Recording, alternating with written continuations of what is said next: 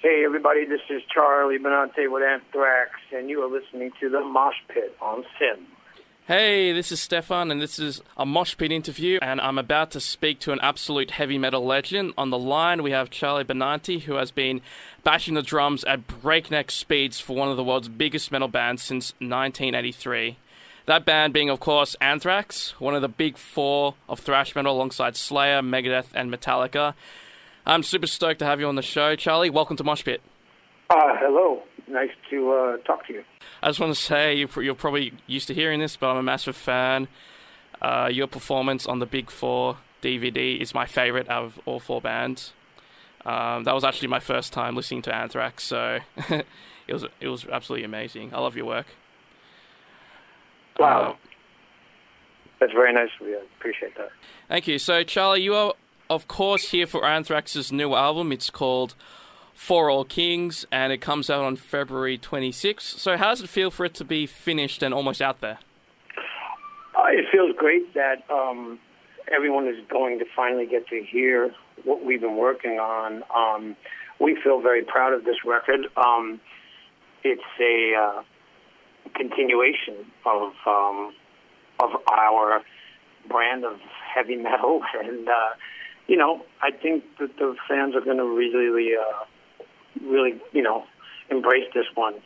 It has a lot of songs on it. Yeah, I've been listening to it past few days. They sent me an advance copy, and I really, really like All of Them Thieves. That's probably my favorite song, along with Evil Twin. What can you tell us about All of Them Thieves? All of Them Thieves was a song that was written like the second batch of tunes, and it's a little different than the first batch of the tunes. The first batch of tunes, I feel, are more thrashy type of songs. The second batch are a little more, not slower, but just more heavy and grinding, and All of Them Thieves is one of them. It has this crazy middle section with the lead guitar section that every time I hear it, it makes the hair on my arms stand up. Yeah, absolutely. The bridge and after that is my favorite part of the song. So now this is, of course, the 11th album. So has your approach to drumming for Anthrax changed over the years? I think with this record, I think my approach went back to the earlier albums where I felt that I was taking more chances in my drumming. I would go for things way more back then than I would, say, the middle of our career. And then with the last album, Worship Music, I felt this need to just experiment and just kind of, go for it again. And it just carried over into this record. So, yeah, I just went for it. Awesome. So now you have Jonathan Donais from Shadows Fall touring and recording with the band now. What has that experience been like? Oh, I love him. He's awesome. He's a great guitar player. He's a great guy. He gives exactly what you ask of him too, while putting his own stamp on it. He's when people hear this record, I think they will take notice of John's guitar playing, and for me, I think he's one of the best guitar players that we have right now. Oh, so what kind of special say twist or flavor has he brought to the album specifically? Well, I worked really closely with John on this record as far as the leads go, and I would, give him some direction, and just be more aggressive, just attack it more. You know what I mean? And my whole thing with guitar leads is I like when guitar leads are songs within a song. When a lead section comes, it takes the song to another level. It's not just someone just blowing fucking notes, for 30 seconds or a minute. It should have style. It should have melody. It should fucking enter and leave strong. So John really kind of got it, and he just went for it. And he's just awesome. Yeah, so you yourself, Charlie, are an accomplished guitar player, and you've been running riffs for the album when carpal tunnel syndrome unfortunately stopped you from touring in 2012. And for this album in particular, you had a secret weapon, a guitar called the Shark. Can you tell us about the Shark, and how did you use it to write this album? My shark guitar. It's just one of those things that happened. I think it was just fate the way this happened. A good friend of mine, Paul Cook, who used to be in the band for a bit, we were talking about guitars and everything, and he was telling me about a friend of his who builds Eddie Van Halen replicas, and I want one. I want a Shark. You know, that was like my favorite guitar that Eddie played. Anyway, he hooked me up with his friend Mark Katzen, and Mark made me that guitar. It was an exact replica, and when I got the guitar, I just fell in love with it. It felt like an extension of myself, and I just started playing this guitar every day, and I just was like coming up with, you know, tons of riffs and songs and whatever. And a year after I got the guitar, I had found out that Mark had passed away, and I was completely devastated. I couldn't believe it, like what had happened. And I just felt that he gave me this guitar and just kind of go do something great with it. And I cherish this guitar. That sounds like an awesome secret weapon, so to speak. But with that in mind, with your guitar playing, who contributes what to the writing and the recording process? Is it roughly equal for all bandmates? Well, usually the song, like the basic idea of the song will start with me. I'll bring in something or I'll make a demo for it. And then usually Scott will take it after that and put lyrics to it. And then Frank will take it, and he helps out a lot now with melody ideas. And then Joey will go and he will do something with it when he's singing. So it's quite a production line that we have. You know, I start at one end, pass it, the other guy passes it, and then it just we all stand at the end of the production line and take it again, and then just say, okay, do we need to polish this up or what? You know, and I think that's the easiest way of putting it. Awesome. So you will be opening for Iron Maiden in Mexico for their upcoming tour, and that won't be the first time you've opened for them. Are those guys fun to tour with? I love them. They're to me, they're the one band that I think so many other bands have modeled themselves after. It's almost like, what would Iron Maiden do? And to me, they broke the mold. They made records. They didn't rely on anything but their fans buying the record, coming to see them, and that's the way it's been throughout the years for them. I know they've had their share of after Bruce was out of the band. I know they went through a little hard time, but then it came back, and I think they're bigger than ever now. Mm. And that kind of applies to basically this new album as well, because you guys were going through some tough times, not just before this album came out, but before Worship Music came out. You guys had some tough issues involving bandmates and some personal problems. So that's you know, I guess you're relieved to have the album out, and that Anthrax is still here even. Oh, believe me, I'm so grateful the way things actually turned out. You know, we were going through a period of bad momentum, and I really think the night that Scott and I we were invited to the Rock and Roll Hall of Fame by the Metallica guys, and we were in the bar afterwards, and me, Scott, and Lars were talking, and Lars said, you know, hey, what do you guys think about doing a Big Four tour? You know, we were like, fuck, that would be awesome.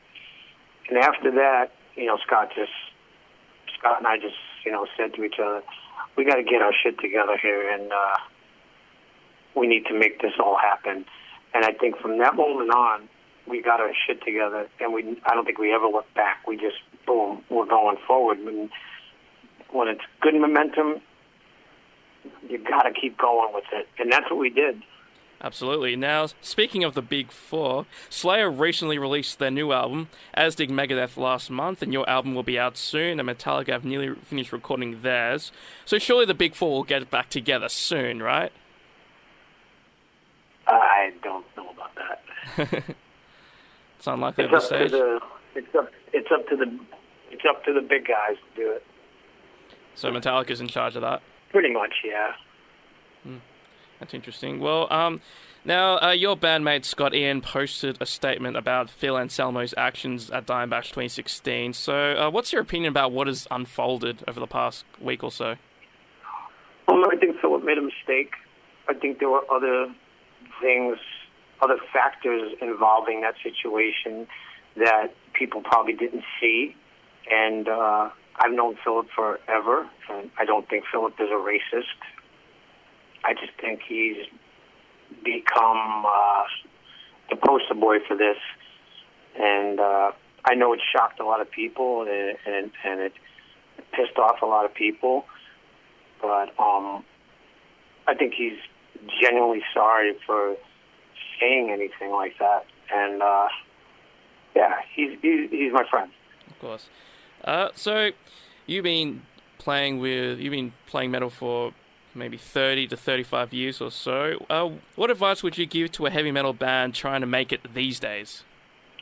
I would say work on your sound, work on your look, try not to follow others.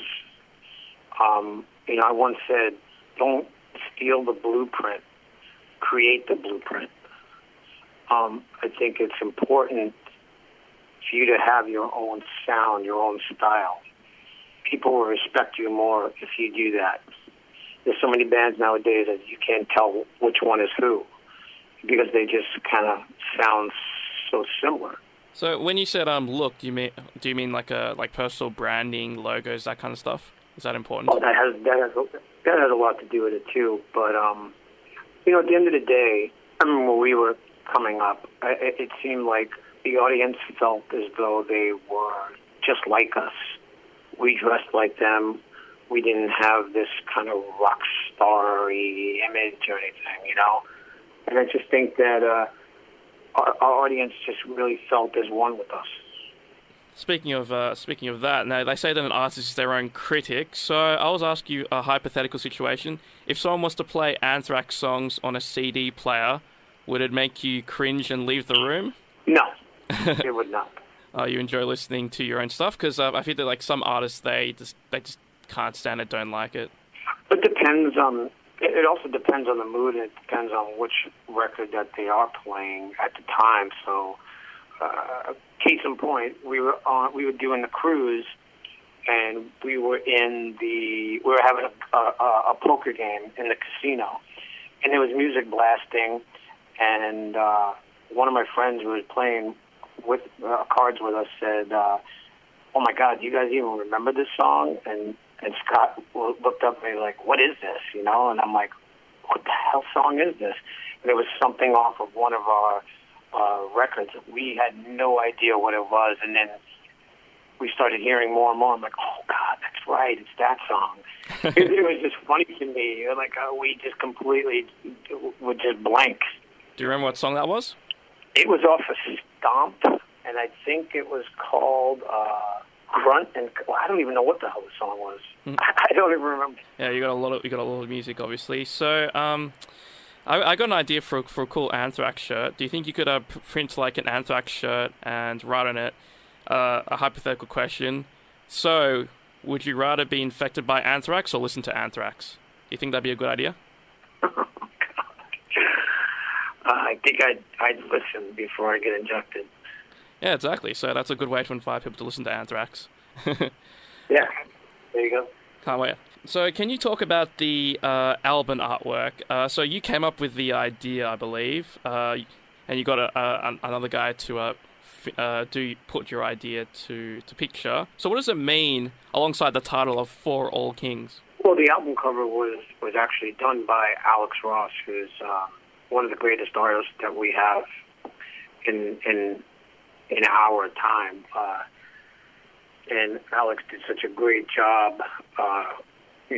We both bounced this idea off of each other and came out to be that. For All Kings basically means to me is a king. It could be anyone in your lifetime. It could be your dad. It could be your uncle. It could be your older brother. It could be your favorite sports person. You know what I mean? It's someone who means that much to you, that you look up to this person. I think a lot of times in this time, we lack kings or role models. I think every kid, whether it be boy, girl, needs someone to look up to and really guide them and show them the way.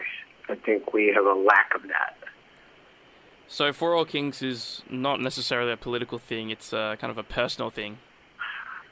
It could be whatever you make it. Oh, that's true. Good point.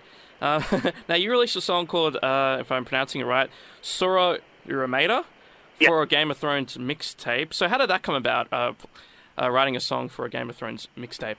Well, they contacted us, and they knew we were big fans of the show, and asked us to be a part of it. And we jumped at the chance. And that show, to me, is probably one of the greatest shows that's been on in years. And it was just such a privilege to actually just lend our talent to this epic, show. Awesome. How's it different from, you just say you're writing an album, you're just writing what comes to mind, compared to writing obviously a song that's for a TV show like Game of Thrones? How's that writing process kind of different when it comes to ideas and all that? Well, I think you have motivation and you have a thought behind it, and when you're actually writing for a specific, theme or a specific idea, and of course the motivation is the best part about it, because you know exactly what you're going for. It's, I think it was really helpful to have that in mind. It was perfect. Mm. So how come that song isn't on For All Kings? Because I feel like it really fits the theme. It was just exclusive for them.